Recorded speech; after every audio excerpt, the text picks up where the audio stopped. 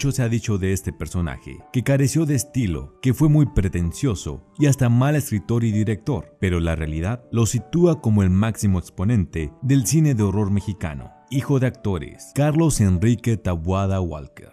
Tuvo contacto con la industria cinematográfica desde muy temprana edad. Aunque sus inicios como guionista para televisión fueron muy destacados, no podemos decir lo mismo de alguna de sus obras cinematográficas. Su primer guión para la pantalla grande fue Kid Tabaco, un proyecto por pedido sobre el mundo boxístico. Por desgracia, este sería el comienzo de la maldición que cargaría el resto de su vida, que sus argumentos fueran realizados por pésimos directores. Después de ese fracaso, se retiró 5 años del cine y siendo jefe del departamento literario de los estudios Azteca, se entera del primer concurso de cine experimental. Escribió, produjo y dirigió El juicio de Arcadio, una película atea, sin concesiones, anticinematográfica, antipatriótica, antirreligiosa, antimilitarista, discursiva y existencialista, que la crítica y el jurado destrozaron y odiaron. Sin embargo, Taboada no se detuvo y un año después escribió y dirigió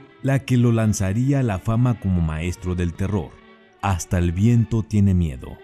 Aunque escribió y dirigió para varios géneros, sería conocido por su incursión en un tipo de cine que nadie tomaba en serio y que solía estar relacionado a la lucha libre con argumentos absurdos o surrealistas y poco presupuesto. Taboada se convirtió en un maestro en el arte de contar historias de miedo con pocos recursos, como un paneo en la oscuridad, el sonido del viento, las ventanas azotándose y sombras apareciendo y desapareciendo. Después vino la que para muchos es su mejor película, El libro de piedra, que inmediatamente se volvió cinta de culto. En el Inter, dirigió un par de filmes mediocres y escribió guiones muy malos para El Santo y Blue Demon, hasta que en 1975 se estrenó Más negro que la noche, obteniendo un Ariel por mejor banda sonora. La última obra de este autor fue Veneno para las hadas, ganando 4 Arieles, incluyendo mejor película y mejor director. Fue la que mejor crítica recibió, pero la de menor distribución, por lo que permanece casi desconocida. Esta tetralogía del horror es la obra más relevante de Taboada y con la cual abandona el cine para dedicarse de lleno a la televisión hasta el día de su muerte.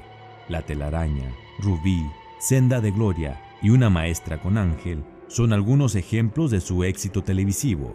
Los dejo con el cinemático de un clásico, casi olvidado del cine mexicano, Carlos Enrique Taboada.